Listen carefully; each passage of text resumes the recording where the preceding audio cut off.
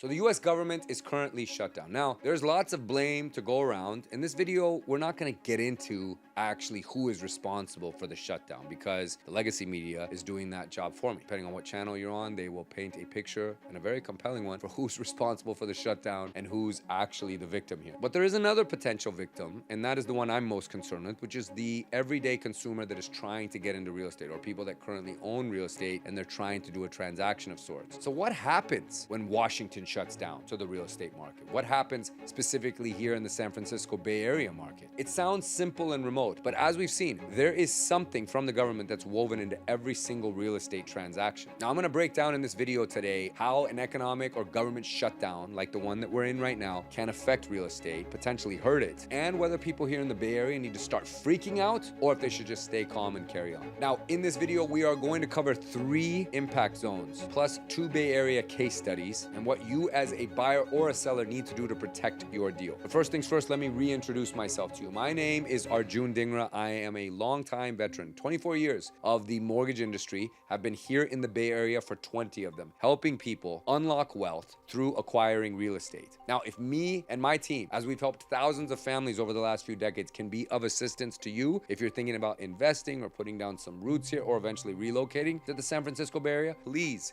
send me a DM on Instagram at Arjun Mortgage, and we would be honored to be able to help guide you in any way that we can. And please also, guys, if you've watched this video up to this point, make sure to like it and subscribe to this channel so that we can reach you and others with more informative content like this. Okay, so let's get into today's topic. First, let's talk about the 3 key impact zones of what the shutdown actually is affecting. FHA, VA, and USDA loans rely on federal staffing, so the shutdowns may slow or pause new applications and closings. Even conventional loans depend on federal data, such as IRS tax transcripts, Social Security verification, and if these IRS-backed systems start to slow down, then underwriting stalls and an escrow could get delayed. The next impact zone is a big one, and that is flood insurance and the National Flood Insurance Program. Now, in many areas of the country, lenders require that a buyer or borrower carry flood insurance. And the National Flood Insurance Program is a federally run agency. So if it lapses or stalls out, then new policies can't be written or issued. And of course, that will ultimately lead to delays for any home or a real estate deal that's in a flood zone. Now, if you have an existing policy, you don't need to worry because those remain in effect until their actual expiration or premium date. Another impact zone is market psychology and the cold feet that it could ultimately bring to the marketplace. Uncertainty on its own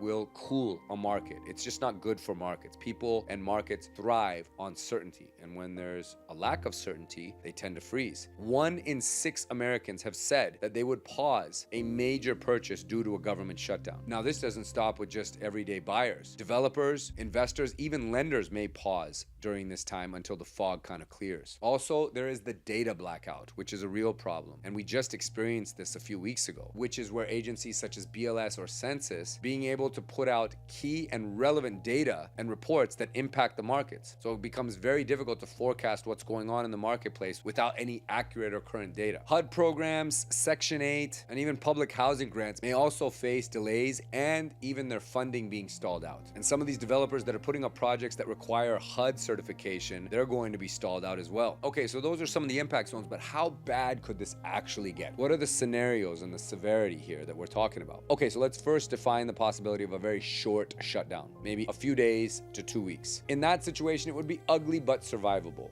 A few delays, but eventually things would get caught up. Then there's a moderate shutdown, which is where this lasts for 3 to 4 weeks. With that, there's going to be accumulated backlogs, risk of cancellations, sellers pulling back, and a lot of deals eventually starting to fall through. Lastly, you have the extended shutdown, which I think in this case, there's a real possibility for it, where it lasts over a month. Now that would be historic, but there's real risk at that point of transactional damage, some buyers walking, and more pressure on flood insurance and loan bottlenecks. Now, just for example, to go back in history, guys, there was precedent for this. Back in 2018 to 2019, there was a 35-day shutdown during the first Trump administration. The opposite side of the coin, or the asymmetries of this, are that wealthy buyers or all cash buyers will be less sensitive. Lower tier or subsidized deals, such as anything that's government backed as FHA, FHA, VA, or HUD deals, they're going to be a lot more vulnerable in this climate. Okay, so let's get into the Bay Area, because here in the Bay Area, this is going to be less dramatic at the end of the day. But there are certain things that we need to watch for, including our pocketbooks here. So the reason why the Bay Area is pretty well insulated for this shutdown, guys, is that roughly 1% of Bay Area jobs are actually federal jobs. So a shutdown is not suddenly going to decimate incomes here for the area and then ultimately have a ripple effect into housing. This region is driven more by private sector tech, finance, and startups. So demand is far less tethered to federal flows. And most of the deals here that require mortgage financing are conventional or jumbo loans. So they're not as dependent on small federal programs for getting the loan actually pushed through. The Bay Area also does not see a mass reliance on HUD or Section 8 in many high-end markets, though in certain sub-markets it does matter. But here's where the Bay Area could feel a little bit of a pinch. Flood zones, coastal and leveled areas. This would be parts of the East Bay or low-lying bayside neighborhoods. If the National Flood Insurance Program is disrupted, closings are going to stall, no doubt. Smaller cities or towns near water, marsh, or sea level with flood exposure are also going to be impacted. Developments and infill projects that require federal environmental reviews or federal subsidies or federal-backed housing programs are also going to take it on the chin. Refinances that are using FHA, VA, or other insured programs, those are possibly going to slow. But ultimately, as a mortgage professional, I can tell you where the process is really going to stall out is when it comes to document or specifically IRS verifications. If the IRS system slows, it really stalls us out in being able to do our job as mortgage professionals. And in many cases, the loan cannot proceed, meaning it's going to be stuck, frozen,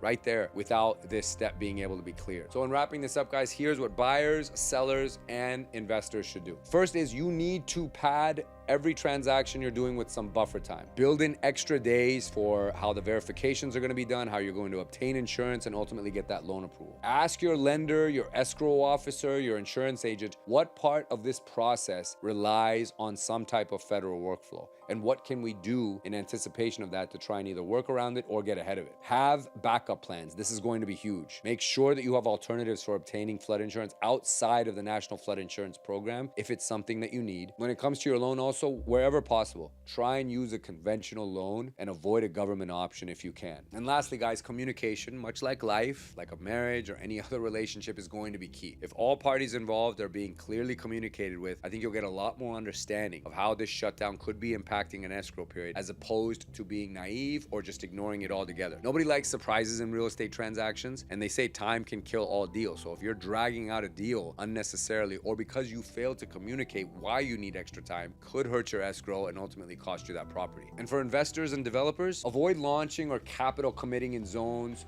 or deals that are heavily reliant on federal approvals or subsidies until the shutdown risk has pretty much gone away. Anticipate longer timelines for federal permitting, environmental reviews, and entitlements. Try and push for more flexible contingencies in the deals, and put more weight on non-federal risk in your project underwriting. So yes, guys, to recap this all, a federal shutdown or a government shutdown like the one we're in now, it can hurt real estate. It's rarely ever executed in a way that somehow makes markets collapse, but it does introduce friction, risk, and uncertainty, and all markets hate those three words. In the Bay Area, the blow is likely to be softer, but in select zones where there's flood, subsidized housing, HUD projects, it's going to be a real thing. So if you're about to enter a deal here heading into Q4 of this year or into 2026, make sure you send me your scenario, and we will help you be able to navigate around where are the potential pitfalls, what delays we can anticipate, so that your deal, your offer, your overall financing package can be structured in a way to make sure that you're not going to get caught in a bad situation. Let me and my team shut down proof your real estate transaction. So just reach out to us anytime, again, via Instagram at Arjun Mortgage, and we can take a good close look at this for you and just make sure that you're fully protected. I hope this video was helpful, guys, and you have a better understanding now of how a shutdown like the one we're in can impact real estate. But again, the takeaway here for the Bay Area, not going to cause a collapse. The sky is not going to fall, although some people will lead you to think that. But I'm telling you right here, that's not the case. But you need to be careful